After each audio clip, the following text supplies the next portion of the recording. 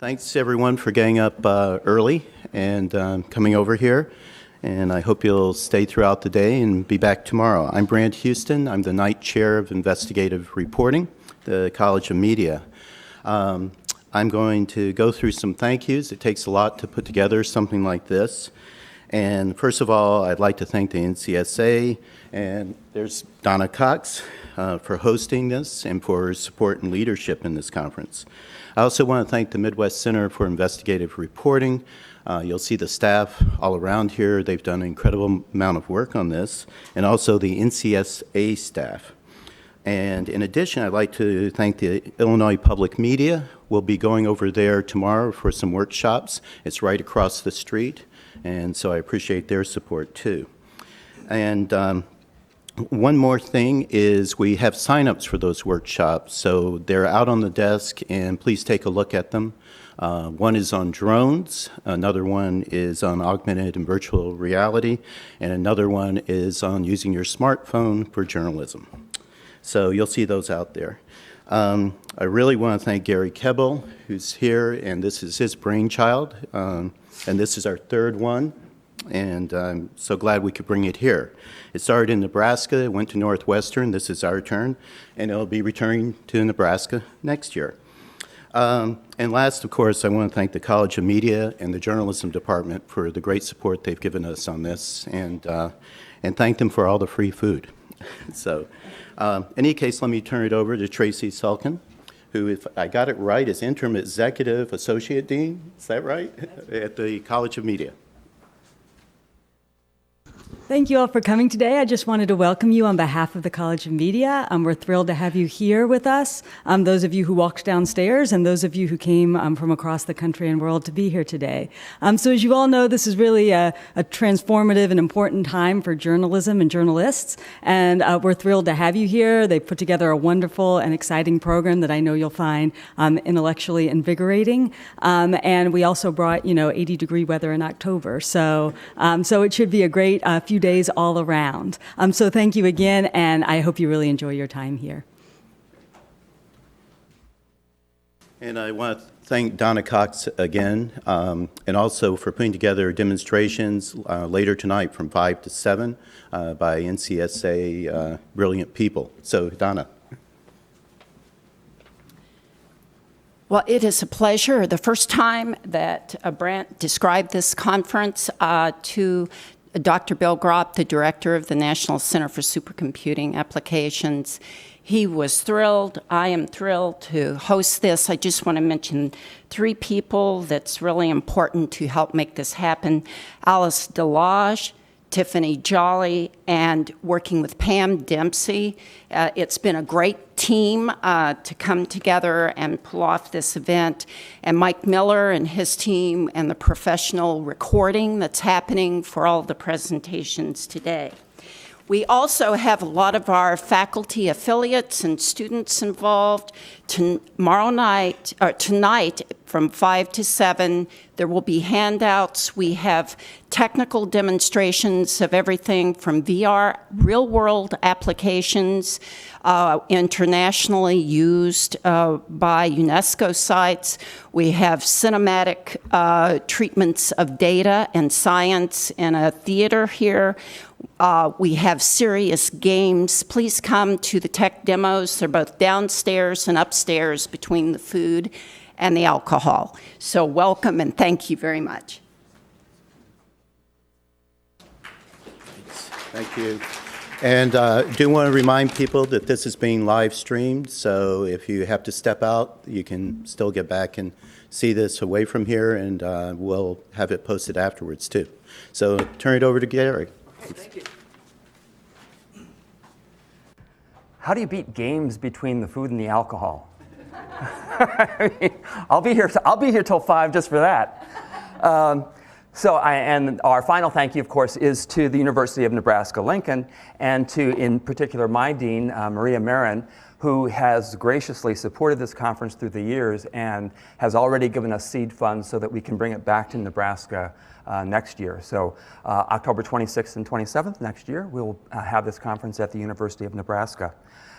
Okay, so what we're going to do now is get going, and in particular, though, one more final thank you, and that is all the speakers who are giving their time and their great knowledge today, because we have a fantastic group of speakers that I think you'll all agree you'll want to see and listen to every one of these, because all of these people are at the top of their part of the digital, mobile, social media conundrum, and they're all there experimenting. And thankfully, people like they are not afraid to take some risks, and not afraid to try a few things, and not afraid to throw it against the wall, see what works and see what doesn't. And that's a lot of what we're here for today, is to see if we can learn some best practices, at least some best current practices, and also learn what the new experiments are and network with the people who are doing them. So please, the nice thing about our conference is that you can get some good networking time in, and we built that in throughout the day. Okay, so our first speaker is Raju Narisetti, and Raju is all over the board in terms of his experience, which is just absolutely so fantastic. He's currently the CEO of the Gizmodo Media Group, and he will be talking to you about that and what that all entails. But his past work as Senior Vice President of Strategy for News Corporation, or as Managing Editor of the Wall Street Journal Digital Network, or Deputy Managing Editor of the Wall Street Journal, Managing Editor of the Washington Post, it puts him in these two worlds. He's clearly been working at major, important, traditional legacy news organizations, and now he's working at a unique organization, and we're going to be talking with him about that. Raju.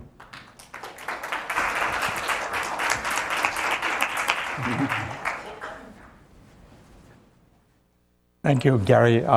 As you can see, the value of inflation is still very good in conferences. Thanks for the kind introduction. I'm Raju Narisetti. I'm the CEO of the Gizmodo Media Group. Some of you will know many of my sites, but most of you won't know all of what we do. So I thought it would help to kind of start off by talking a little bit about our portfolio of journalism sites before Gary and I sit down and he interrogates me. As you can see, we are a collection of fairly enduring, some iconic sites that have been around for 30 years. In the case of The Onion, I'm not going to say a lot about The Onion because my colleague Joe Fullman is going to speak next, and I'm really glad I'm going before him, not after. It's always hard to compete with The Onion. And some sites that are as recent as 30 days old. Earther, which is our environment site, just launched, I think, 3 weeks ago. What's interesting to me about this collection of sites is if you actually think about the internet, there are not that many sites that you can go back 10, 12, 15 years and still think of them as fairly iconic. If you're a young woman in your 20s or 30s in this country, chances are that you have actually spent a fair amount of time, and hopefully still do, with Jezebel. If you're into technology, chances are that you've heard of Gizmodo and still spend some time with it. And if you're into sports, Deadspin remains, I think, one of the must pit stops, if you will. Most people, when they talk about media companies, talk about their scale and size, and I will do that as well. But I want to start by just talking about our journalism, because I think that's what kind of gives us this enduring quality. What you see at the top are all of our flagship sites, and the bottom are a bunch of what we call either relatively new sites like Offspring, which is our parenting site, or Compete, which is our esports site. Track Record hasn't actually launched yet. It'll probably launch officially next month, I think. And these are some of our sub-sites as well. But what's interesting about all these sites is they all tell fairly impactful and meaningful stories. This is not a company built on clickbait or trying to kind of tease you into reading things that are not impactful. In the last year alone, if you found out about former FBI Director James Comey had a secret Twitter account, that was because of us. If you actually read the screed that was written by a Google engineer about women at Google, the actual document that he wrote was broken by Gizmodo. If you read about one of our rival sites, SB Nation, and how it seems to kind of not pay a lot of its contributors, you read it about us. And of course, you read some funny and interesting stories at the Onion, which increasingly you're like saying, well, that could actually be true with this administration. Whole different story. Joe will talk about it. So we spend a lot of energy on kind of saying that our mission is to really have impactful and engaging stories. And we do it across multiple passion points. Most of my focus is on a very young, diverse America, young as defined by your typical 20 to 35-year-olds. And the way I think about my portfolio is, where do young people spend their time, and do I have destinations for them to come? And as you can see in a whole bunch of categories, we have flagship sites and other sites as well, ranging all the way from car culture, gaming, and multicultural, where the Root, again, 10 years old this year, and the dominant site when it comes to African American issues in this country. The interesting thing, if you think about my sites, is that they are really all what I call head fakes, meaning that they're not really about what they say they are, as in, like, take Deadspin, for example. Even though we call it a sports site, we don't really cover every game. We don't have sports statistics. We are not really the ESPN kind of sports site. All my sites are about the culture of the topic. So if you're interested in what's happening in and around sports and the culture of sports, then that's what Deadspin does the best. Same thing with technology. We don't have a lot of product reviews. We don't write about every new thing, but we write about the culture of technology. Similarly, Jalopnik, which we call a car site, actually doesn't review cars at all. I mean, they occasionally do it. But it's really about the culture of mobility and transportation, and driving is a large part of it. So that's what makes these sites, I think, a bit more enduring, and that's why they've lasted so long and are pretty successful. And like I said, I will talk about some numbers. Most people don't know this, but my entire network last month had 121 million uniques, which makes us pretty large. And you can see some of these numbers really add up pretty quickly. This being a mobile-focused event, 67% of my visits come from mobile. So I actually spend most of my time thinking that we are a mobile internet company and with a website attached to it, rather than the other way around. So for us, thinking about mobile is not distinct. It's just about how we operate. The other interesting thing I want to point out here is that if you look at the number of social visits compared to my total, only about 25, depending on the site, only about 25, 27% come from social, which again makes us very unique, because most young digital media companies are extremely reliant on Facebooks and Twitters and Instagrams of the world. We are actually not, and that is increasingly a strength for us, because, as you know, the terms under which you work with Facebooks and Twitters are at their terms, and this allows me to kind of occasionally tell them, no, thank you. Just to give you a sense, again, of scale, as I said, most people don't think of us that way, but at 100 million, I'm bigger than BuzzFeed, Vice, Vox, Business Insider, Complex, New York Times, Condé Nast, Washington Post, Wall Street Journal. You pick a name other than, I don't know, Yahoo or Facebook. I am larger, and that's because of the collection of sites. And we're also pretty large in terms of the young audience. And the bottom chart is the number of young people who live in a household with $100,000 or more. This is more for advertising, really. But essentially, I am the largest of my peer groups. I have the most young people, and I have the I guess, richest young people, which means that advertisers really like me as well. So that's kind of the portfolio. We're going to talk, depending on what Gary asks, a lot more specifics about any of these sites, and I'm happy to answer that. So I just figured I'll give you a quick overview of, and I'll leave this one up here, overview of who we are.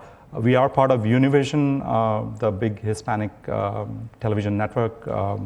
They acquired a bunch of these sites over the last 2 years and put them together into one single digital entity. So just gives you a sense. Gary, do you want to? Well, and just to add that Univision is one of the sponsors of this conference, too. Thank you, Univision, I guess. Cheers. Yeah. And so we're going to continue the conversation. I got it. Yeah. Right in the light, yeah. Is there any particular place they want us? Or? I think... This is good, guys, for your cameras? I guess so. Okay, and there will be microphones going around, and because we are live streamed, if you have a question, please do wait until the microphone gets to you so that the live stream can hear it. Raju, one of the first questions I have, particularly since we're on a college campus, is with your background at the Washington Post, the Wall Street Journal, and now the Gizmodo group,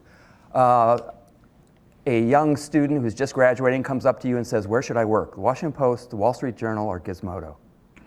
I think if you're lucky to work with any of them or get a job with them, I think that's great. I don't think that's really a choice in that sense. I think they're all pretty amazing media companies. Each one brings different strengths. The Washington Post currently is doing amazing journalism.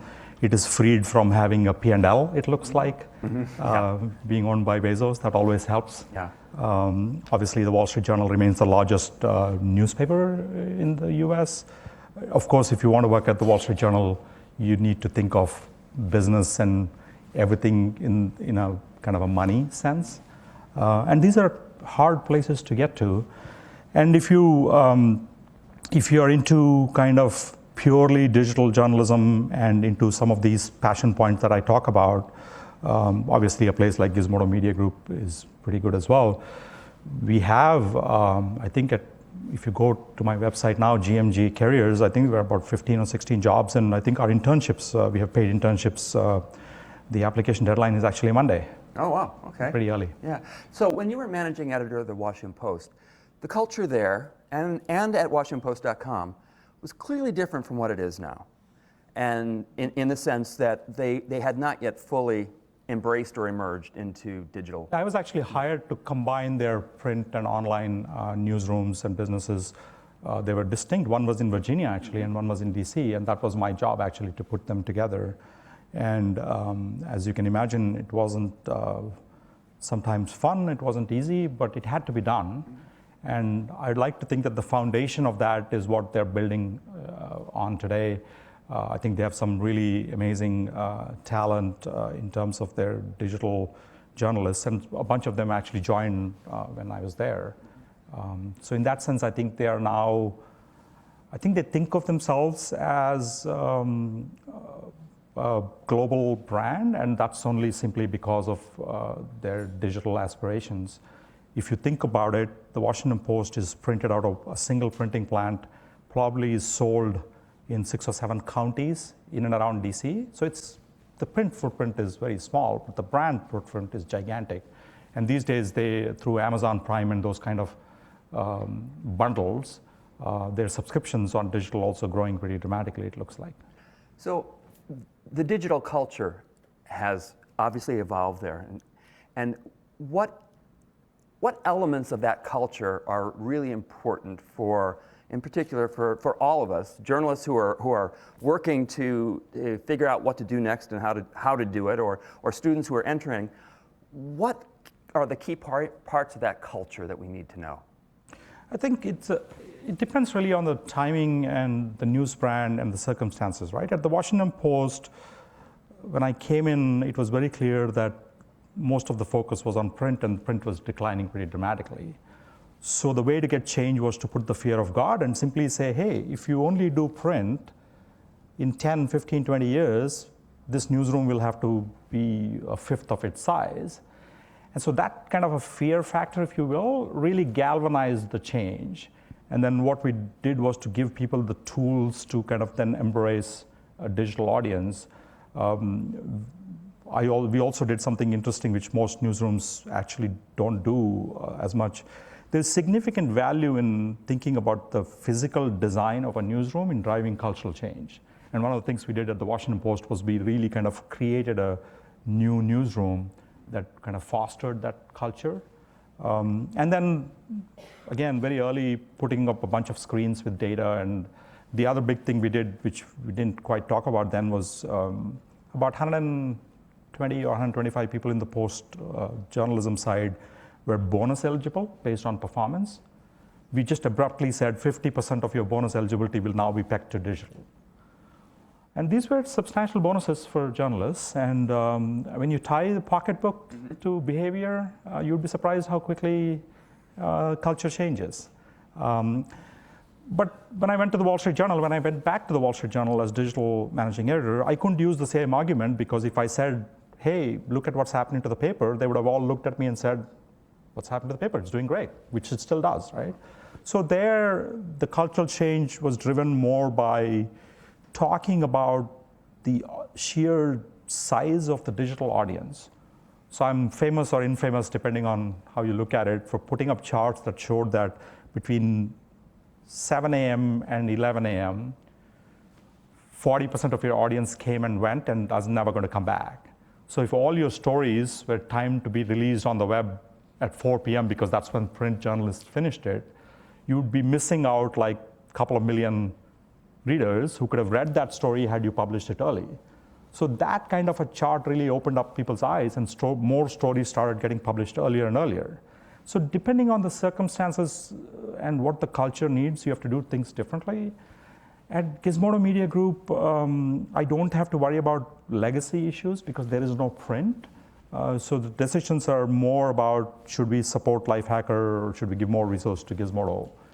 A different set of challenges. The average age of my newsroom at Gizmodo is 24. So there is sometimes a sense of impatience of journalists of that generation. So you have to kind of, there's a famous Pashtun saying that you may have the clocks, but I have the time.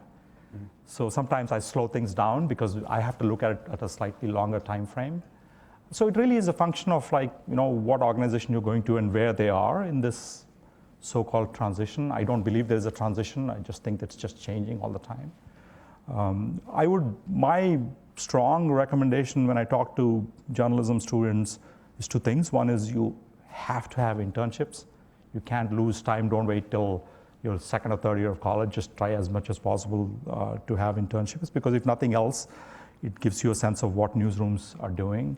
And all things being equal, I would hire somebody with 3 or 4 internships than 1 internship, right? Mm-hmm. No internships, chances are you won't even be called for an interview, because I don't have the time to figure out if can they function in a normal newsroom.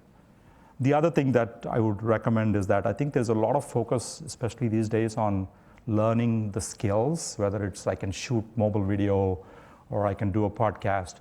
All of that is great, but fundamentally, the thing I'm looking for is this person curious? Because to me, that's what makes for a good journalist. The tools and all of that are great if you know how to do them. But if you don't have the essential curiosity about looking at something and saying, being able to question that, or being able to look at something and say, I wonder why this is the way it is, and then translate that into a story or a video or a podcast. I think that's the skill that a lot of young people sometimes forget, because you get like resumes where I know CSS, I know this, I know that, and you're like, well, can you tell stories? Which is a basic kind of requirement for being a journalist, because if that's not what your passion is, technological changes will drive you crazy and you'll always kind of be behind. Have mobile media put too much of an emphasis on technology? The 24-year-olds in your newsroom clearly are good at using their smartphones for anything, whether it's social media, video shooting, video editing, video distributing, studying the data. Yeah, but Gary, when computers replaced typewriters, I don't think any of us asked, are computers kind of making things different, right? It's just the evolution of society or humankind, if you will. I have a 16-year-old and a 12-year-old whose lives will be entirely on mobile. Yeah. Occasionally they'll use a laptop maybe. And probably 10, 12 years from now, all of our consumption or majority of the consumption might be voice-driven and hands-free.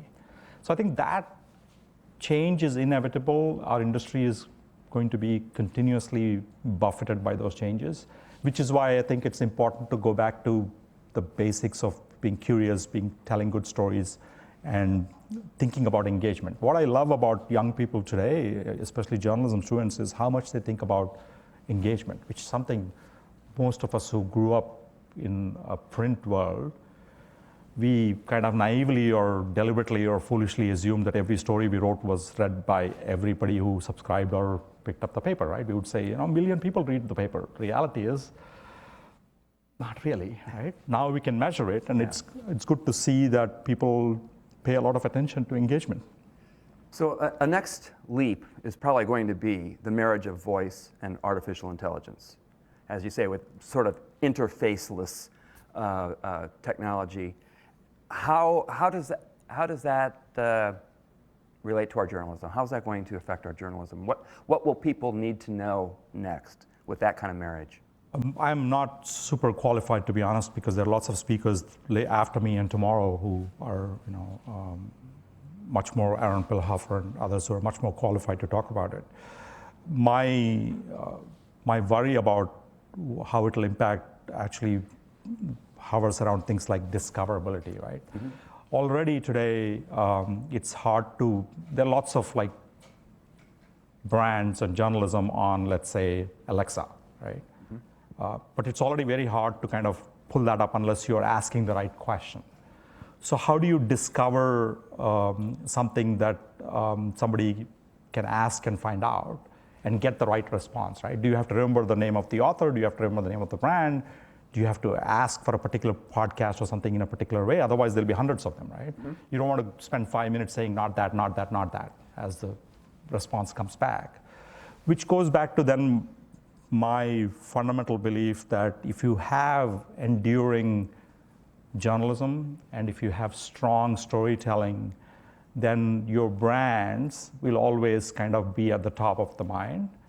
So I think that's how you continue to still win this battle, because otherwise discoverability is going to be a big challenge. The second issue, and I spend a lot of time on business model issues, obviously, is around just how journalism is going to be sustained in these worlds. We already have that challenge. We've had that challenge for about 10 years. I think the next wave of questions will come if the Verizons and the AT&Ts and the Comcasts, who are already quietly becoming large media companies, right? AT&T in the next month or two is going to own CNN. Verizon owns AOL, Huffington Post, all of that, Yahoo. Comcast owns a bunch of at least joint ventures. The interesting thing for me is that we've spent a lot of energy worrying about how do you get people to pay for journalism. I can actually see a scenario where I'm a Verizon subscriber, right? I have like an internet and all of that at home. If I get a note from Verizon in my monthly bill saying, hey, for $1 more in your bill, here are all these amazing brands, plus some exclusive NFL and all of that, would you want it? In a heartbeat, I would say yes, right? Because it's $1 more, I don't have to think about it, it's already in my bill. So the entire payment ecosystem, and I think all of that is in for a fairly significant change, while we are obsessing about how do I get people to charge and pay me for my site. So these are some of the issues that I think are going to fundamentally change how sustainable journalism is. And we have to think, we cannot separate what is going to happen to journalism with what's going to happen to the business model, because our industry has often failed and struggled at what I call intersections. The silos we've created over time, the church and state, which I believe in and I practice, has become so ossified that we don't allow intersection roles to thrive. I wish, it's easy for me to say that's what my need is and make sure that when you're in journalism school, take classes around product and tech and data and publishing systems. Those are the skills I do need, but the reality is that most media companies still cannot figure out where to take those people and how to make them succeed, because we still have, even the best newsrooms still say, if you're touching revenue, you can't be in the newsroom, right? It's a pretty insane rule, but it still exists. So unless those models change, I worry about just kind of the future of sustainable journalism. Okay. Why don't we pause there for a minute? Questions, thoughts, comments?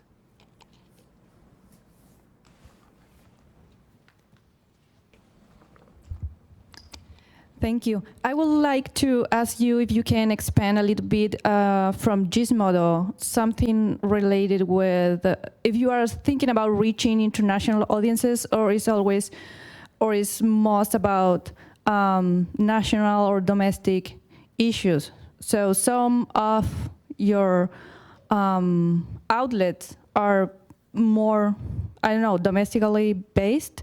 So I don't know, can you expand on that? Sure. On that issue? I've been at the company for about a year. I inherited a few international relationships, if you will. So if you're in an English language country outside the US, UK, Canada, Australia, India, you actually can go to Gizmodo, but that's the local franchise relationship. So these are just franchise relationships with a local media partner. They don't necessarily create original content for UK or Canada yet. My hope and aspiration is that we will. It's not been a priority for me simply because I had a lot to do this year in putting all these things together. The other focus, because of our parent company being very dominant in Spanish languages, I assume Latin America will be a bit more of a priority for us in terms of new countries to go into. About 68% of my current audience is from the US. A little bit comes, depending on the site, like Kotaku, my e-gaming site, gets a lot of people from Japan. The Onion has a big audience outside the US. Most of my sites, I would say, are very topical and written with the young American audience in mind. So sometimes the topics and the idioms and the language may not necessarily resonate unless you're saying, let me understand what's happening in the US. Most digital media companies have looked at big audiences outside the US and thought they could turn it into a business. India is a favorite example of mine. Every media company from Wall Street Journal, New York Times, you name it, has looked at India's 1.2 billion people and said, wow, 700 million of them speak English. I can just go and set up my brand. Not one of them has succeeded. Not one, right, in about 15 years now. Because they are going up against very strong, entrenched Indian media companies who also do things in English. So I think the business model challenge and how do you get, if you're a subscription model, for example, $100 or $200 here may not seem a lot. It may seem like less than $1 a day. But if you go to India, $1 is like 65 rupees, right? So it's a lot of money all of a sudden. So how do you charge them a lot less, and how do you geofence them? How do you make sure that that doesn't kind of hurt your US revenue? All of these issues are very practical challenges in thinking about an international expansion. But we will, in 2018, probably do more in Europe and in Latin America. Could you tell us who you are so I have a little bit of context? Thanks. Sorry, I meant could you tell us who you are so I have a little bit of context? Oh, yeah. Hi. Susan Polton. I'm with the Franklin Institute, which is a science museum. It's a bit of an outlier, but formerly AOL News and National Geographic. But I have a question about sort of media ownership. I think every time I see the Gizmodo properties sort of placed up, it really shocks me that things that I think the public perceives as these blogs that are independent, and the difference between the public perception of those brands and the reality of the ownership, the sort of the media monopoly ownership that, so I think people know that CNN's owned by somebody or NBC is owned by somebody, but Jezebel, that's like a really authentic, blog about women. That's not owned by anybody. So what do we do about transparency of the ownership? And I was just very curious, has that ever impacted the fact that all of these brands do have a business model, do roll up to a singular corporate client? Has that ever created issues as well? Yeah, so I'll speak for Jezebel and my brands now, and I'll speak about other experiences before. I'm actually not the right person to ask this question because I'll say that it hasn't impacted. The impact this past year, we've only owned them, we meaning I also came in as part of the change, so I wasn't part of Univision. Univision has owned them for about a year. If you ask any of our journalists, any of our site editors, they will tell you the biggest change for them has been the significant increase in resources that they've been able to get. Because these companies were sold for a reason. They were all in various kinds of financial or other distress. So when I got there, the sites were fairly anorexic. And so I've spent this past year putting some muscle back.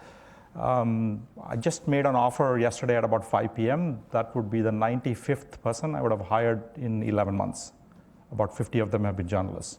So having Univision's resources meant that, at least in my case, being able to kind of bulk up the journalism a bit more. It has meant other things like, when big companies buy little companies, there's process and there's bureaucracy and all that. That has come as well. So that's been the primary change. I think most of my journalists will tell you, if you ask them in this past year, not once have they been told to do a story differently or not do a story or stay away from certain topics. Part of the reason I think why people come to Jezebel and Gizmodo and Deadspin is, pardon my language, but my sites use that language, there is a fuck you attitude to authority. And that still persists, right? You will see us say things about Facebooks or any big companies that usually a tech site stays away from. I think we have an in-your-face. My entire business model is based on a very simple premise: truth, trust, and transactions. So we speak the truth, and that fosters trust, and that allows me to have a business. So that model, if Univision messes with it, then them having spent $140 million to buy would be a waste. So that hasn't happened. I have worked now with Rupert Murdoch at News Corp. I've worked obviously with Don Graham at the Washington Post. In all my years at both places, I have personally never had an issue where an owner has said X or Y or don't do something or do something. Oftentimes, I think owners who are interested in journalism tend to worry more about the editorial pages, what their kind of philosophy is on certain topics, free markets versus those kind of issues, free trade versus. But on the news side, most of these owners, at least from my experience, tend not to stick their noses in. Is it disclosed? Honestly, if every story says we are part of Univision, I'm not sure that's necessarily going to add or take anything away. Similarly, if every Wall Street Journal story somehow artificially has to mention they're part of News Corp, it might help, I guess, in some cases. I'm not sure most people know what News Corp is even. Or if every Washington Post story needs to say, we are owned personally by Bezos, who personally owns Amazon, I don't know the value of that. End of the day, my view is that most of us got into this business, either on the journalism side or on the business side, to be journalists and have an impact.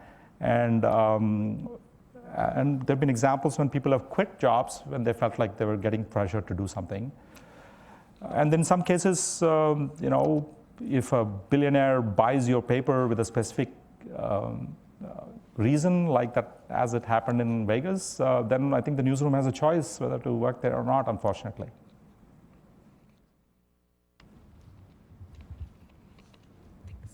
Hi, I'm Meredith Hurd. I'm formerly from ad sales at Time Inc.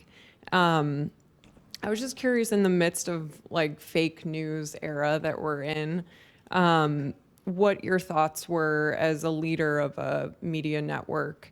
How do you maintain sort of the integrity of the content that you put out there, and sort of with such a young workforce, how do you instill that? Yeah, so my very first hire when I got there was to hire one of the best First Amendment general counsels in the country, Lynn Oberlander, who's really the top lawyer for journalism legal issues, because I really wanted somebody who could do precisely that, give advice and tell people what's the right way of doing journalism. I inherited a set of brands where honestly that wasn't the issue. They would always kind of, again, because of this truth and trust kind of a model, if anything, they would overdo it sometimes.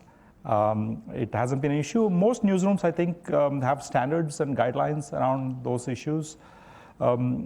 Look, there's just been so much attention to fake news that is there a panel in the next day or two? No. Thankfully. Yeah. There's a lot of efforts being made to kind of deal with it and kind of fix that issue.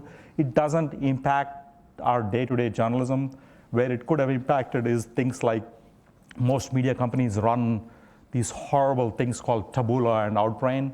which are these third-party things because they make money off them. One of the first things I did when I got there was to kill the Taboola module because it was just running just nonsense. I was contractually obligated to keep it for 6-7 more months, but in July we kicked it out. I just hate those guys, but it's become a drug for a lot of media companies because they're fixed, they give you revenue, but they really damage the brand in many ways. So I think those are ways that you can deal with not having your environment be polluted with like things that are unverifiable or sometimes straight not true.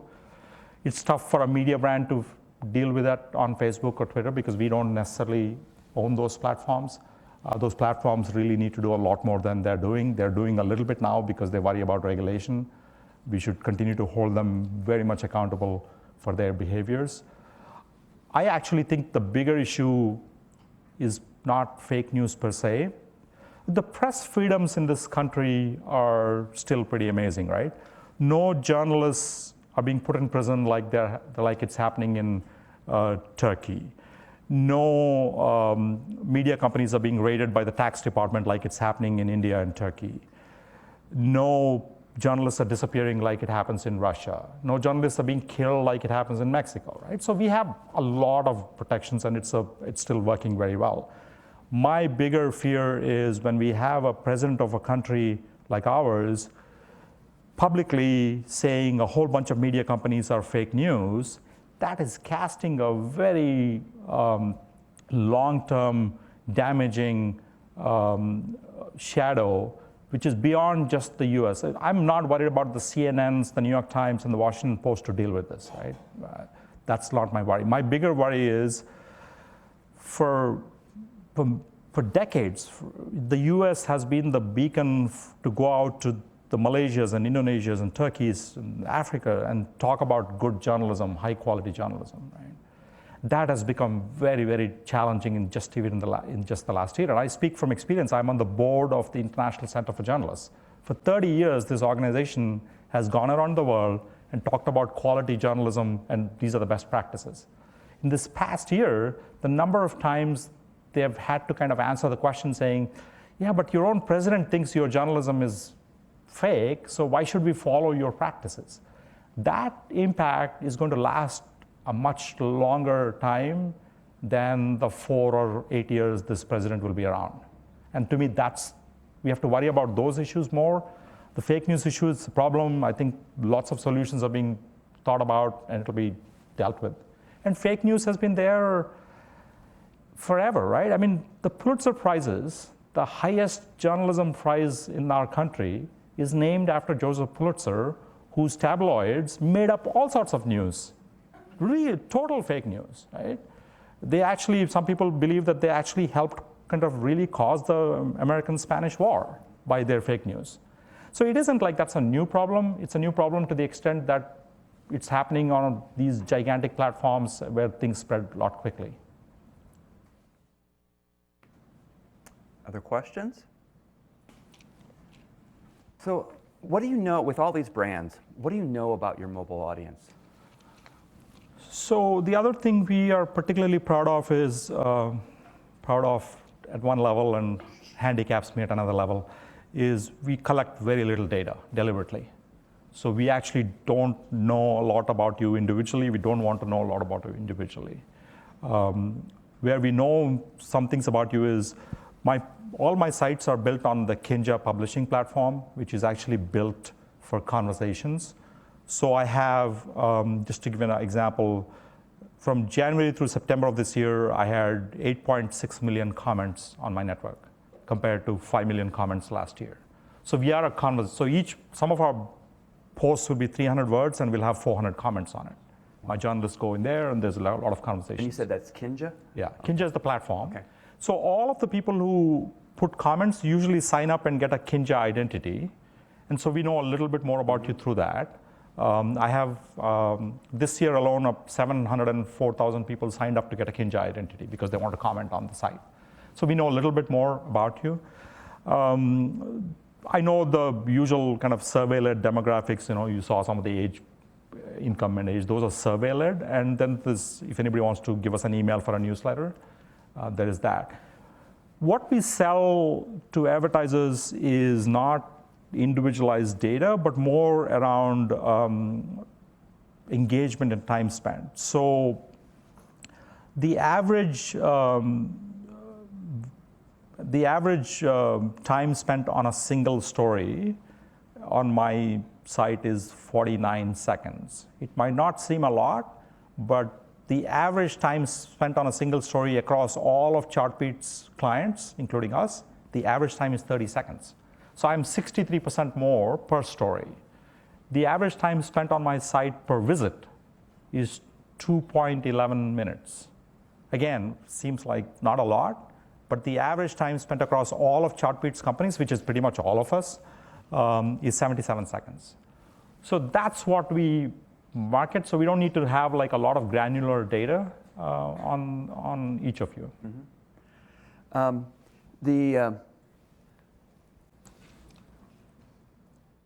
Is there then, in essence, one culture for the media engagement, or is each brand a different culture? Each brand is very focused on what are essentially niches, right? Meaning that Jalopnik about car culture is very different from Kotaku about gaming. So the journalists are very focused on that topic and that audience. The culture, the horizontal cultures are mostly around the Kinja platform and around sharing of things. On any given day, close to 40% of my daily page views, and I have a lot of page views, come from what we call recirculation, which is somebody comes to Jezebel and looks at a story that says, the only clothing you can buy for women characters in e-games is highly sexualized clothing, right? That's the only clothing that's sold, turns out. That's a perfect Jezebel story. They read it, they comment, they share. Turns out that story is actually from Kotaku. Had I told my Jezebel audience, please go to a gaming site called Kotaku, they would have looked at me like, are you crazy? Why would we ever go to a gaming site, right? That's not what we are interested in. But there's a lot of simpatico between the tone, the approach, and the stories across my network. As a result, we tend to kind of circulate a lot of people. We have a true network effect on Kinja, which means that we can share a lot of stories. As a result, that influences the time spent and those issues as well. So that's kind of the strength of the network. If you look at media companies, most of them are house of brands, right? I mean, if you look at Timing, or if you look at Condé Nast, there's not a lot of commonality between Fortune and People and Time, right? Or Sports Illustrated. They just happen to be in a company called Time Inc., and there are some artificial synergies. In my case, because of this recirculation, there's actually a lot of synergies between these sites, even though the topics are different. So I'd like to think of us as more of a truly branded house versus lots of other media companies which are a house of brands. Oh, okay. Mobile media allow is there a question first? Yeah, please. So, wait, hold on one second. There you go. So your sites are amazing at getting good, constructive conversations going in the comments. I know my wife in particular is in the Jezebel comments all the time, and they're fantastic. So you've worked at other media organizations where the comments are not so fantastic. What would you say are the differences or lessons that media companies can take from the Gizmodo sites? A few, and again, I don't take credit for this. I inherited, and a lot of credit goes to Nick Denton, the founder of Gawker, for visualizing a platform that was built for conversations. It made it very easy for readers to kind of engage. And then the culture of the newsrooms always was that the reporters went back into the comments, right? It becomes a bit more of a... The reason I think why comments tend to be nasty sometimes is because most people think nobody's reading them, right? As in like, other than other commenters maybe. And that kind of lets you say things that you would normally not say if you say, hey, wait, the writer of this story is in there responding to something. So it brings kind of some of the tone and the nastiness down quite a bit. And most big media companies, and I struggled with this at the Washington Post, there was actually a ban on reporters engaging in comments for a long time. right? You're seeing some of those behaviors come back, by the way, in the last, 2-3 weeks. I think the New York Times and the Wall Street Journal reiterated some social media guidelines, which are actually surprisingly 1990s. Let me put it that way. So there is that. And I think the other thing is like this idea of like creating an identity and saying we respect you and you're somebody and you have an identity that you can carry with you, I think has been another factor. What's amazing is this, the relationship you build with your readers. Jalopnik, my car site, does occasionally at like car shows, they do a quiz and invite anybody who wants to come and do a quiz. I was at the New York Auto Show and about 400 people showed up. There were people in the audience who were talking to each other with their Kinja handles. They were saying, "You're John 321, aren't you?" Right? So that's the level of engagement that has been created over a decade, and it doesn't happen very quickly. But this idea of like reporters being encouraged to kind of have conversations, oftentimes posting stories in a way, there are lots of questions in there. There are lots of cues to readers saying we are looking for you to respond, rather than kind of journalists acting like we're Moses giving you the tablets. Yeah. I think those kind of subtle things have also made a big difference. Our comments are not moderated. A lot of big media companies are terrified of not moderating comments because they think that'll cause them interesting challenges in libel and all those issues. Our self-moderation seems to primarily work. Yes.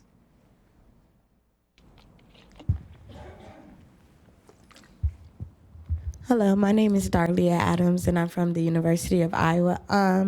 Seeing as Gizmodo has been created 15 years ago, what would you say that the company has done, or what strides has it taken to continually be successful in today's times with the digital social media platform changing constantly?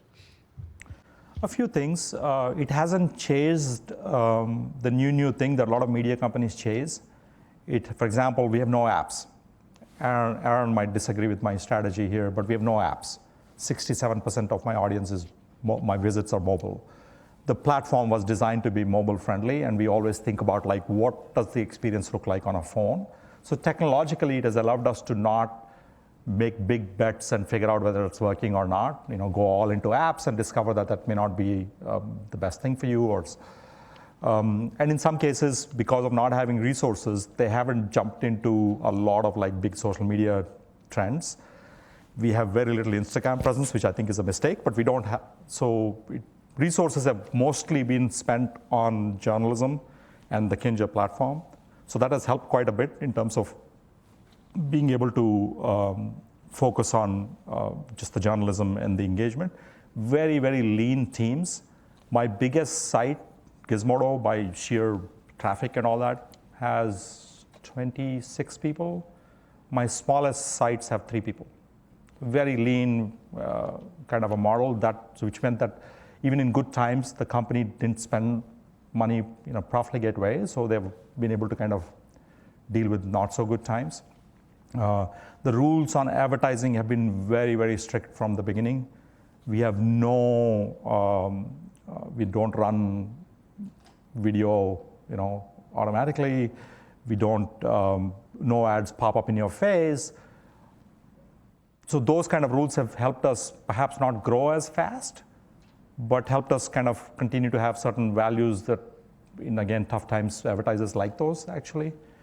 And then the ability to say, so let's say a Samsung comes to us and says, I want to advertise on Gizmodo, and then we say, great, tech site, but what are you trying to do? And they say, I'm trying to reach young people, 26 to 30-year-old men and women who are interested in technology. And because my audience moves around, and I'm able to say to them that actually we'll give you the same audience at 13 other sites, so you're better off advertising the whole network. And so that's been a good business proposition as well. So those are some of the more practical things they've done. But look, some people could say, yeah, but at the end of the day, your companies went bankrupt and had to be sold, right? So it depends on how you look at it, I suppose. So mobile media allow everybody to be a publisher. How do you or can you use that? So I actually have a problem with that framing and that kind of assumption.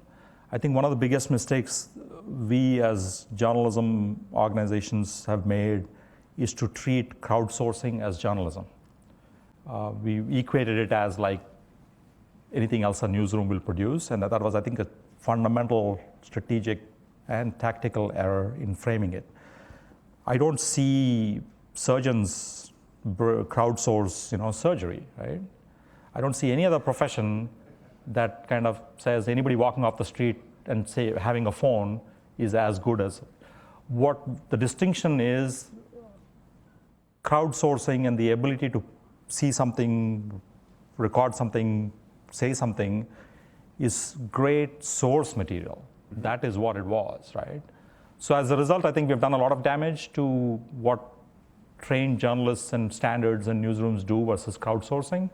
So my view has always been that that's useful, that's helpful in terms of source material, and perhaps speeds things up sometimes, right? Somebody on the ground at a fire, provided it's accurate, right, is a valuable additional component to the journalism that we do. So I think of it that way.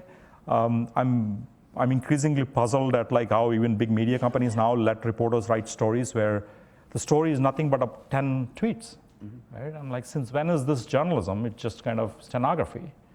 So I think, maybe I'm a Luddite on this, but I just feel like what phones have done is allow us to access a lot more things in real time and get our information to a lot more people in real time. But I don't think of it as, other than a supplement to journalism, I don't think of it as journalism. Are you saying in another way that the crowd can at times commit an act of journalism? The crowd can at times commit good, significant acts of being eyewitnesses. Okay. For instance, the plane landing in the Hudson River. Absolutely, right. You know, the first photo we had of that was from TwitPic, which doesn't even exist anymore, or isn't supported. And it was the simple interrelationship of the photo app with Twitter, and boom. Absolutely, right. And there's value to that, really. But there's a lot more value to kind of explaining what happened and the later rescue efforts and how it happened.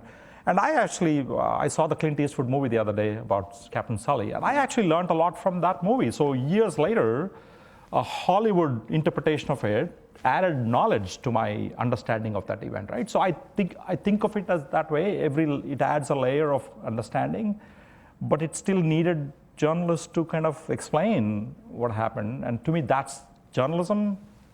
The rest is like information that needs to be vetted and verified and put in context.